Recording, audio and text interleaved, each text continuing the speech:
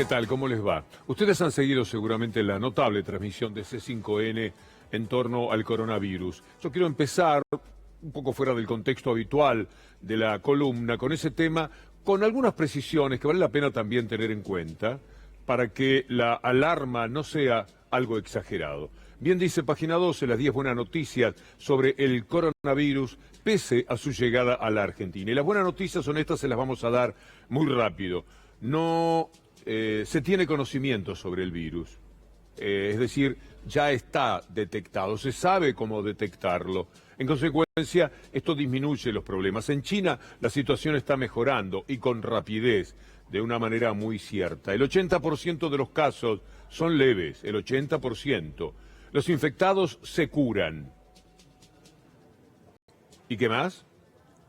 Me parece que hay alguna idea más sobre estas 10 buenas noticias que nosotros queríamos compartir con ustedes. Es fácil inactivar el virus. Todo esto implica ayudarlos a estar un poco más en calma. Se escribieron ya más de 150 artículos científicos y muchísimos de ellos echando luz para que no tengamos un estado de alarma que nos lleve por delante la vida. Ya existen prototipos de vacunas. ¿Y qué más? Y hay más de 80 ensayos clínicos con antivirales que están en curso. Esto en cuanto a lo que valía la pena compartir con ustedes sobre el coronavirus. Ahora ponemos en marcha la columna habitual, con la indignación que produce saber que el juez Lijo condenó 6 meses de prisión en suspenso a Martín Sabatella por aplicar la ley de medios. ¿Usted puede creerlo? Bueno, ese es el poder de la bestia, del monstruo con el que hay que convivir en la República Argentina. Estoy hablando, como siempre, del Grupo Clarín. Lo condenaron a Sabatella, aplicó una ley que aprobó el Congreso de la Nación y cuando quiso aplicarla, naturalmente, llevarla adelante, Clarín lo denunció a él. Y el juez Lijo, que es un viejo servil, un hombre que los viernes se especializó durante mucho tiempo en entregar las noticias que sostenían la gran venta de sábado y domingo en torno a los casos de corrupción, ahora también le da la razón a Clarín. Dice una cosa muy graciosa al Lijo. No vayan a pensar que porque es Clarín, con cualquiera sería lo mismo. No diga macanas, Lijo. De verdad que esto tiene que ver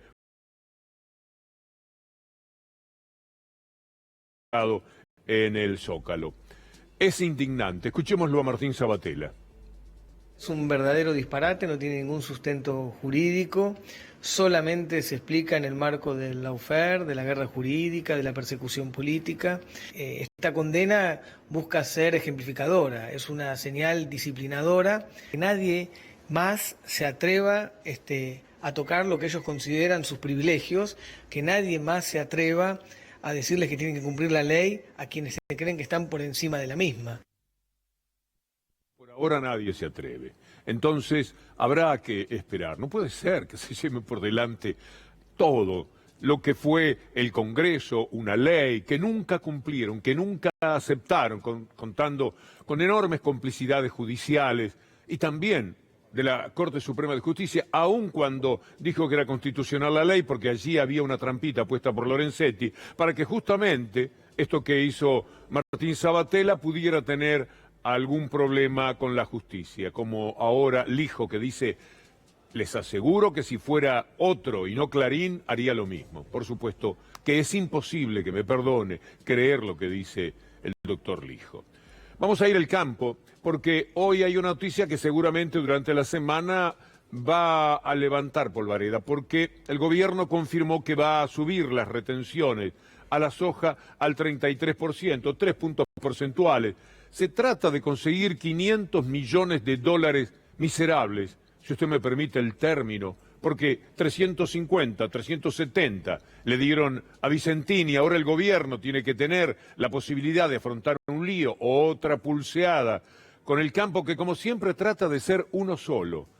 Hay algo importante que el gobierno prometió cuando la ley de emergencia y que el gobierno tiene que cumplir, porque eso le dará garantías a la gente de campo que no es parte del todo.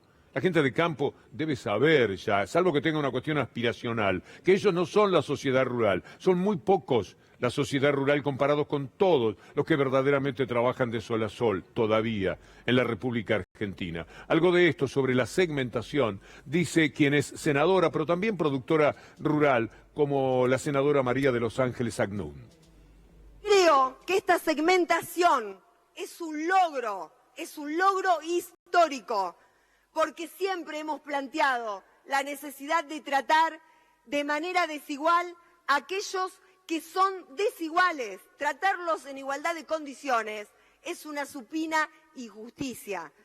Por eso celebro que se haya incorporado la segmentación a este proyecto de ley de emergencia. Lo celebro porque entiendo que hay que tener una discriminación teniendo en cuenta el lugar donde se produce, la cantidad de toneladas que se producen, y hay que tener también una discriminación importante con los sectores de la agricultura familiar y las economías regionales. Es importante tener en cuenta además el contexto en el que está la República Argentina. No tiene nada que ver con aquello que muchísima gente que ha hecho grandes cantidades de dinero en el campo, los muy poderosos, consiguieron en los tiempos de Mauricio Macri. La Argentina está devastada, es tierra arrasada, bien lo sabemos. Estamos en un periodo de reconstrucción, todo de nuevo, congelando algunas cosas como la tarifa, como los combustibles, esperando parar la pelota para mirar el juego desde la mitad de la cancha, como si fuéramos el Checho Batista o Marangoni, tratando de entender qué es lo que pasa, que en eso está el gobierno, que lleva poquito más de 80 días. Hay que reconstruir el tejido social, hay que devolver el trabajo. Mire, en el Hospital Posadas ha sucedido algo muy interesante. Está volviendo la gente, están retornando al trabajo aquellos que habían sido despedidos durante el maldito neoliberalismo. En enero del 2018 echaban a esta mujer, escuche. Soy Karina Mirón, buenos días. ¿Hace cuánto laburás acá? Hace 15 años que trabajo en el hospital, soy personal contratado. Nos enteramos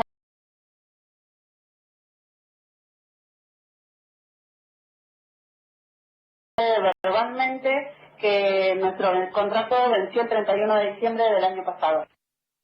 Y los echaron, los dejaron en la calle, pedaleando en el aire, todo este tiempo. Lo han tenido que vivir sin trabajo. Uno a veces se pregunta, supongo que a usted le pasará también, ¿cómo hace la gente? ¿Cómo es que sigue viviendo? Es inadmisible porque se quedan sin un centavo y uno puede pedir algo a la gente más querida durante un par de meses, 3 meses, pero se van terminando esos contactos. Y ya pasaron 2 años, bueno, ahora retornan al trabajo, como dice este título que uno celebra y que señala justamente que 60 despedidos por el macrismo recuperaron sus puestos de trabajo. Una de las personas que entrevistó hoy nuestro colega y amigo Mauricio Polchi es la misma persona que ustedes escuchaban cuando la despidieron. Karina Almirón, trabajadora despedida del Hospital Posadas.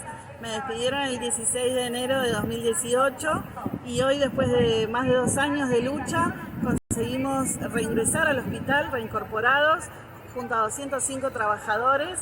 Así que agradecerles a todos por esta lucha en la que nos acompañaron. ¿Cómo fueron estos 2 años? Estos 2 años fueron de lucha, de resistencia, de enfrentar al macrismo, de pelear contra la CUS y de pelear por los derechos también de los pacientes. ¿Se imaginaban que iba a llegar este día?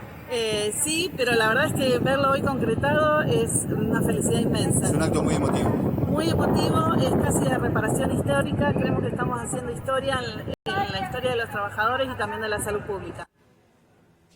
Es mejor esto, ¿no?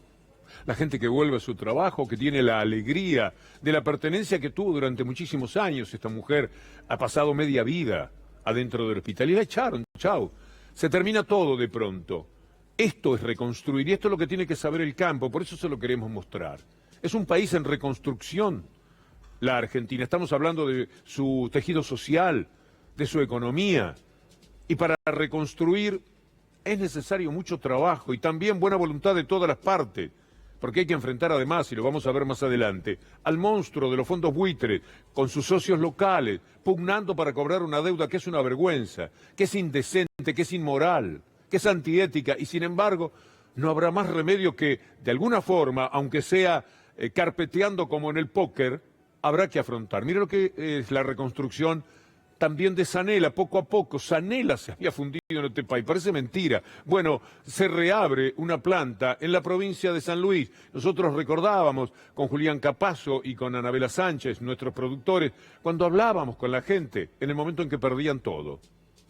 Lamentablemente desde San Luis también sumamos a esta larga lista de empresas que cierran o que están a punto de cerrar, como es una firma emblemática, no solamente en San Luis, sino que creo que en el país. Una fábrica que está desde hace 30 años acá en la provincia, con una producción que había sido récord en muchos años y que ha sido una gran proveedora de la industria de las motocicletas y de otros artículos. Fábrica de motos en la Argentina, con lo que más nos cruzamos en nuestra vida es con motos. Pero se había dejado de vender. Y la moto es a lo primero que accede el trabajador, que empieza a hacerlo por su cuenta, el muchacho que tiene la ilusión de la moto. No obstante lo cual, decayeron las ventas porque no había el mínimo poder de compra en esa gente que va a la motito. Por eso Sanela cerraba varias plantas de Sanela. La recuperación es poco a poco. Nosotros hoy llamamos a los trabajadores para ver cómo era, si ya habían vuelto todo. Aún no es así, paso a paso. Buenas tardes, yo soy Pedro Chacón, uno de los 32 despedidos de Sanela San Luis. Y bueno, quería decirle que ya que se dice que la planta va a activar, que no se olvide de los 32 que despidió, que prometieron darnos trabajos y activaban otra vez. De la cual de los 32 somos más de 20 los que no tenemos trabajo.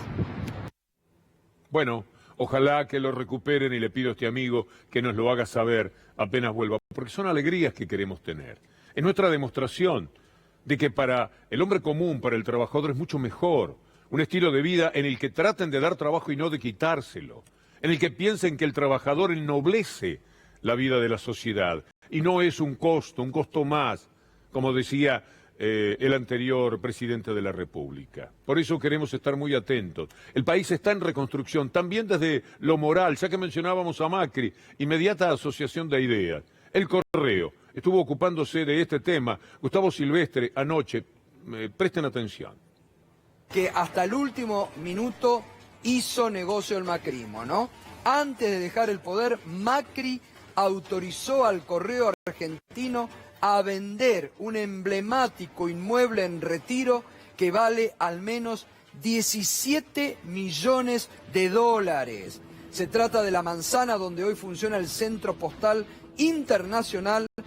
Incertidumbre sobre lo que harán las nuevas autoridades, que obviamente esto va a ser totalmente revertido porque no puede. No puede. Te iba a decir exactamente eso. Hay que ver qué es lo que decía hacer la procuración mirá, de Carlos Zanini con esto. Mirá dónde. Allá atrás está, mirá qué terreno. Ese que está al lado de Comodoro Pi, claro. Claro, un predio muy codiciado, donde querían hacer negocios también.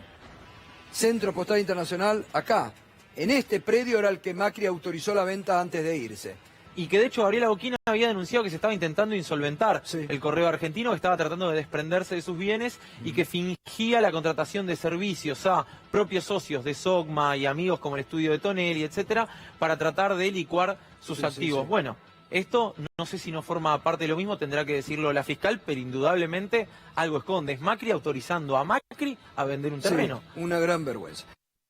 Todo. Se llevaron por delante cualquier cosa, en una apetencia, una voracidad, como, bueno, solamente es concebible en el capitalismo, tiempos de neoliberalismo además, porque no necesariamente el capitalismo es tan malo. Por supuesto que la humanidad es una tragedia en función del capitalismo. No vamos a poder combatirlo, pienso. Por lo menos no será mi generación la que vea que hay otra forma más decente de organizar a la humanidad. Pero al menos pongámosle un dique. Ellos trabajan para estas cosas, justamente, para una desenfrenada corrupción, a la que hoy, por suerte, en esta reconstrucción, se le pone este dique, se pone esta contención, al menos, mire este título, que hace a lo que hoy sucedió con el tema del Correo. La justicia dictó la intervención plena. Así que estamos ahora poco a poco, pensando que aquello que dijo Macri, ¿se acuerda? Tan gracioso Macri aquel día que se paró y dijo, bueno, vamos a volver a foja cero. Si estaba tan mal que nosotros le robáramos al país 70.000 millones de pesos, ningún problema. Bueno, no lo hacemos, volvamos a foja cero. Se paró y dijo en una especie de cadena, bueno, en aquel momento era la cadena privada que se convertía en cadena nacional. Estas cosas insólitas han sucedido. Reconstrucción del país en todos los órdenes. Esto también vale para el campo. Reconstrucción de la economía, recomposición de la justicia y también de lo que es la obligación de buscar siempre en nuestra memoria la verdad y la justicia. El caso AMIA. Bueno, se van a presentar los archivos. Los archivos de la AMIA pueden tener algo importante para decirnos. Será valioso. ¿Qué secretos guardan los archivos de la AFI sobre el caso AMIA? Bueno, Alberto Fernández había hecho este anuncio que va a desclasificar. Esto se va a poner en marcha. Y Sergio Burstein, uno de los luchadores más importantes que ha habido en toda esta historia, nos decía al respecto hoy. Es de vital importancia lo que Alberto Fernández mencionó respecto del atentado a la AMIA. El levantamiento de la confidencialidad de los archivos es importante, pero lo más importante es que la gente sepa finalmente qué declararon los agentes de la CIDE y por qué los familiares decimos de que aquí se trabajó para que no se sepa la verdad. La prueba de esto es Operación Cacerola. Operación Cacerola es un mensaje directo del Departamento de Estado de Estados Unidos con la orden de echar a uno de los principales sospechados de ser responsable de planificar el atentado, porque si se quedaba en el país y lo detenían, al igual que a Soleiman Pur, lo iban a tener que dejar en libertad, porque no hay una sola prueba judiciable respecto de todo lo que se lo acusa a Irán o a Hezbollah. Son todos informes de inteligencia. Es, en definitiva, todo lo que apertó, si se quiere, un tal Jaime Stiuso, que en definitiva son todos informes de inteligencia. ¿Qué significa esto? Chusmerío barato, pero que nunca se pudo probar absolutamente nada. Entonces será muy útil en la reconstrucción que estamos mencionando poner en marcha también la posibilidad de acercarnos un poco a alguna verdad que pueda deparar la tristísima historia de AMIA, que no pudo tener un buen juicio ni siquiera para el juicio del encubrimiento, porque también a eso le salió el cruce, el gobierno neoliberal por todas las amistades de derecha que no querían, no quieren. Y yo me pregunto hasta qué punto todos verdaderamente lo están deseando. Así que bien, todo es una reconstrucción. Mire lo que pasa con el Garrahan, mire todo lo que hay que hacer cada día, cada hora, cada minuto en el país. Lo contaba muy bien Gustavo ayer. Mire cuánto adeuda el hospital Garrahan de luz que Macri no pagó. Vamos a ver con la factura, mire, 45 millones de pesos. 45 millones de pesos es lo que al 10 de febrero de este año se adeuda en el Garrahan de luz a Edesur. Son incalificables. Es absurdo que haya una sola persona que pueda tener una buena nota para quienes pasaron por el gobierno de este país. Del Garrahan, contaba el gato, lo que es la deuda. Y mire este título. María Eugenia Vidal desde agosto dijo, me ganaron por 20 puntos en las PASO. Kicillof en un autito dando vueltas ciudad por ciudad. Me ganó a mí con todo el blindaje que he comprado en todo el periodismo nacional. Bueno, yo no pago más ni la luz. Dejó de pagar. María Eugenia Vidal, la luz de las escuelas y los hospitales públicos desde que perdió las PASO. ¿Usted puede entender esto? Se lo cuenta el viceministro de Infraestructura, Agustín Simone. Nosotros encontramos un ministerio completamente parado. Más o menos a partir de agosto se pararon todos los pagos que tenía el Ministerio de Infraestructura, tanto en obra como en servicios, y eso generó, por supuesto, un parate en la obra pública, ¿no? Los contratistas, cuando dejan de recibir pago por los certificados de obra, ralentizan o directamente cortan las obras.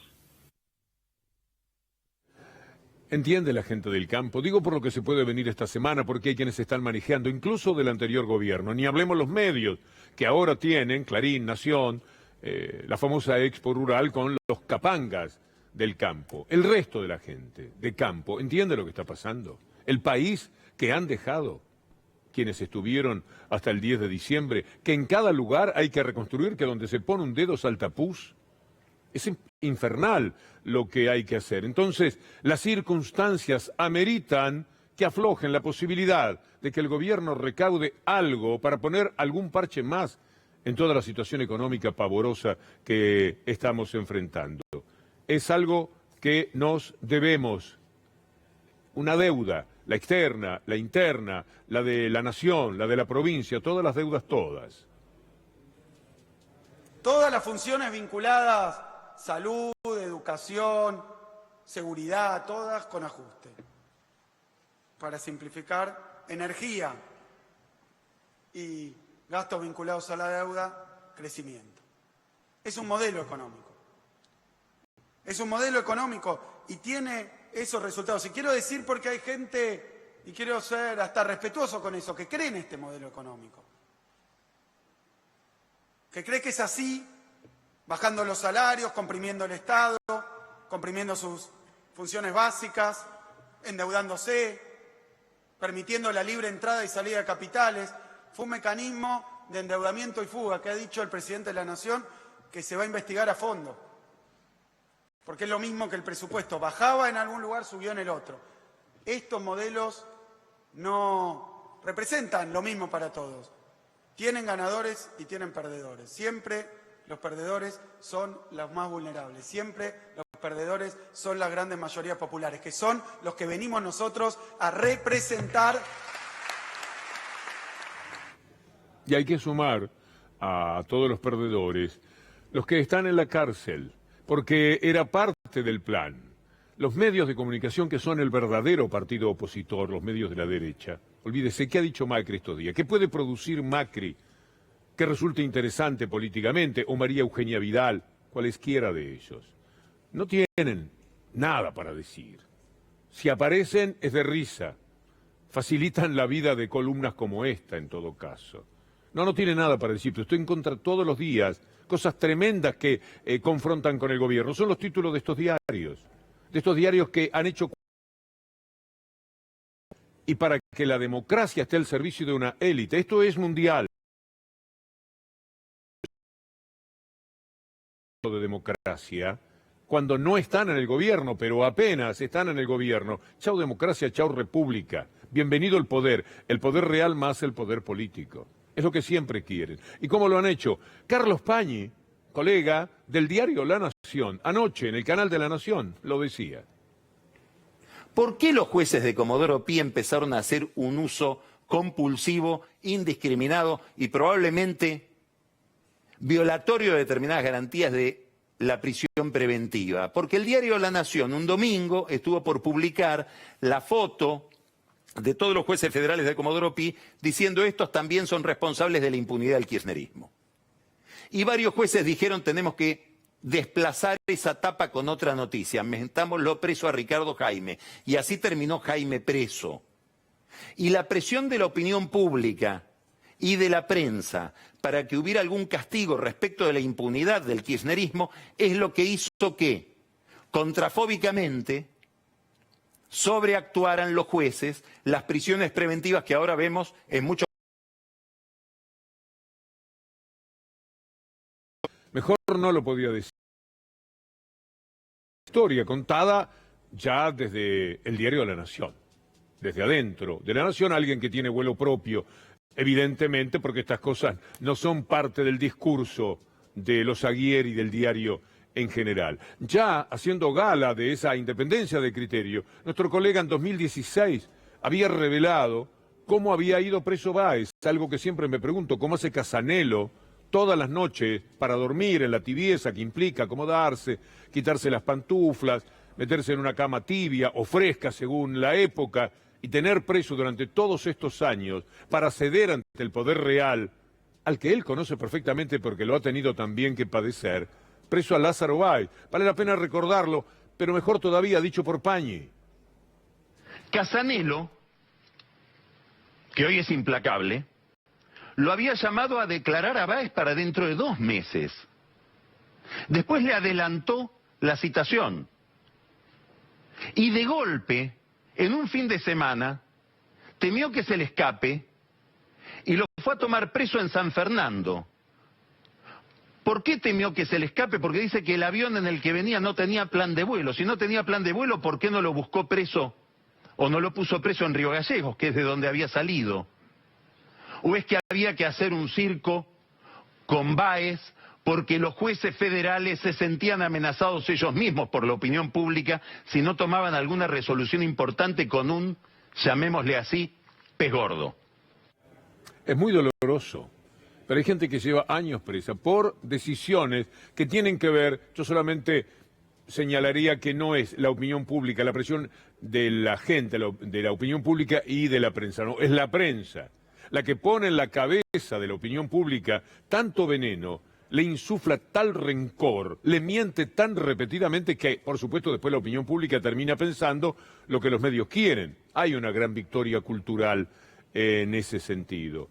Es atroz, porque usted está en su casa, yo también aquí, tenemos nuestras quejas, diferencias, etcétera, pero ir preso injustamente, porque lo del plan de vuelo también vale la pena que se lo aclare, no existe volar sin plan de vuelo. Lo ha contado en más de una nota el doctor Maximiliano Rusconi.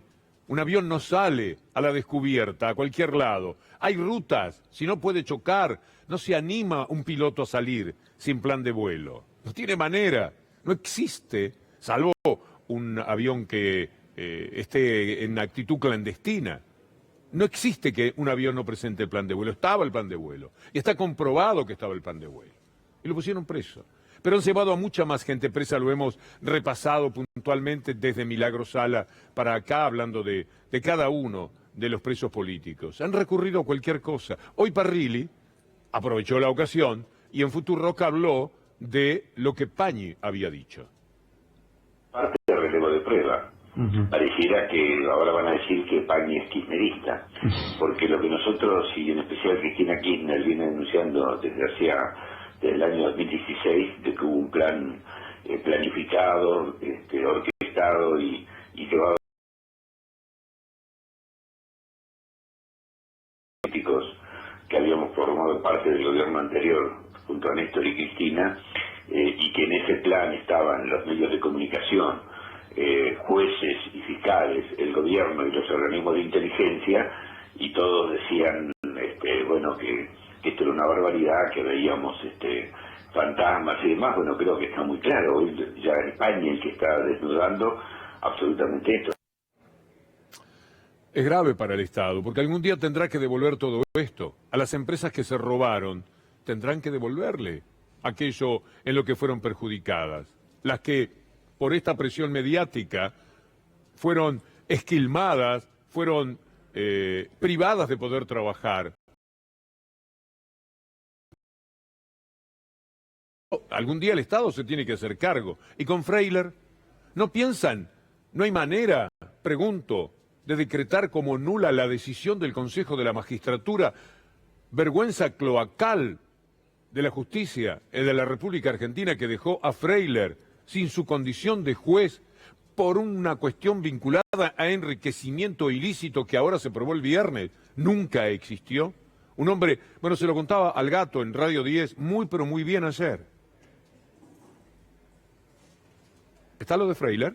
Está pero plagada de irregularidades y de barbaridades. Una causa que estaba cerrada, la pide un fiscal después que recibe incluso un tipo de presión por otros medios, donde se le imputan gravísimos delitos al fiscal. Entonces el fiscal decide pedir la causa, se presenta un abogado ignoto y desconocido en la fiscalía diciendo que sabía que la causa estaba ahí. El fiscal no le pregunta cómo es que sabía y le dice que lo que había visto en un programa de La Nata era cierto y que eso no se había investigado. Tampoco le preguntan a ese abogado cómo es que sabía que eso no se había investigado. Se ha pasado en notas rimbombantes periodísticas con una recepción por parte de los actores judiciales favorables, y lo necesitaban fundamentalmente esta reapertura para que en el Consejo de la Magistratura no se dijera que estaban reeditando una causa penal ya fenecida. Encima peor, porque en el Consejo de la Magistratura y en el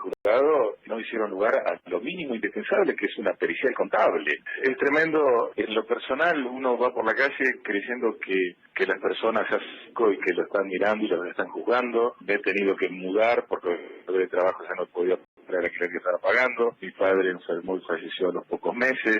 Lo que ha sucedido en mi vida personal ha sido tremendo. Y cuando comenzaron todas estas manejos y diatribas contra mí, el periodista La Nata instaba desde la radio, le decía a los compañeros de mis hijos, les decía, ustedes los compañeros de los hijos de Freiler le tienen que decir a los hijos, el hijo de puta de tu padre escribió esto. Estoy reproduciendo lo que dijo La Nata por radio y a los chicos de la escuela primaria y secundaria a insultar a mis hijos. Provoca una tristeza tan grande, tan honda, que uno no sabe cuál es el recorrido, porque la indignación es mucha, hay que contenerla. Pero lo que ha padecido este hombre, injustamente, porque a La Nación se le ocurrió colaborar con Clarín, decir que había una casa, el propio periodista El Conadamón después dijo, bueno, no era para tanto, el no era para tanto era, no valía la pena hacerle esto a este hombre.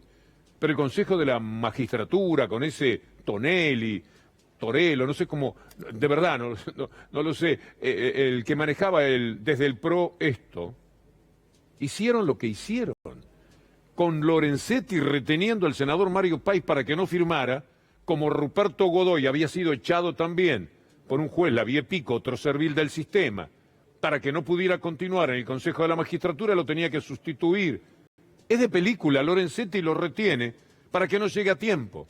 Estos tipos del PRO, estos servidores de estos medios de comunicación, porque a Freiler el que se la tenía jurada era Héctor Manieto, determinan que se vote en primer lugar lo que tenía el lugar número 13. Así no tenía tiempo de llegar País aunque firmara. Yo no puedo concebir que esto haya sucedido y que lo hayamos naturalizado, que sean tan pocos los periodistas que puedan manejarse con esto. Esto es brutal, esto es tremendo, es condenar a un hombre a no tener ganas de vivir. Clarín no te mata, la mafia de Clarín no te mata, te saca las ganas de vivir, que es peor todavía. Yo me pongo en el lugar de los que están presos, noches enteras presos, mandados por los medios de comunicación a través de sus serviles de lo que llaman lofer, que me parece que es una palabra muy delicada para hablar de esta camorra, esta verdadera hampa, donde estamos metidos por culpa de estos medios de comunicación. Me pongo en el lugar de ellos y muchas veces digo, ¿cómo han tenido ganas de vivir? Porque frente a la injusticia es que no sabemos qué hacer. Vais a ver la película Buscando Justicia y salga bien indignado y a la verdad prenda un cigarrillo si fuma y quédese pensando. Es una locura a veces lo que pasa en el mundo, pero ahora sucede entre nosotros. A un hombre, a sus hijos, no pueden vivir tranquilos porque si van a hacer un trámite, cuando dicen, ¿usted quién es? Su nombre, por Freiler. El tipo levanta la cabeza, lo mira, hace un gesto como dice, sí, soy el hijo de. No puede vivirse así, que sea una vergüenza tener un padre echado porque se le antojó a determinados medios de comunicación por el pecado fundamental de Freiler de haber dicho que Papel Prensa podía ser una historia truculenta, pegoteadas de sangre. Y lo saben. Solamente con un juez como Ercolini, con una justicia, con una parte de la justicia como la que se tiene aquí, pueden haber quedado indemnes, sin ser llamados ni a declarar. Después de todas las torturas y padecimientos que vivió Lidia Papaleo, para citar un ejemplo de lo que hicieron con Papel Prensa. Entonces se sacan de encima los cargos, pero quedan enojados. Dicen, ¿quién es este Freiler? Lo invito a que lea modestamente mi capítulo en el libro Papel Prensa, un capítulo dedicado a Freiler, cuando todavía no le había pasado esto.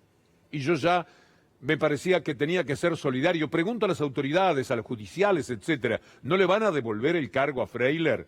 ¿No le van a decir a los integrantes del Consejo de la Magistratura que si alguien tenía que ir preso, eran ellos?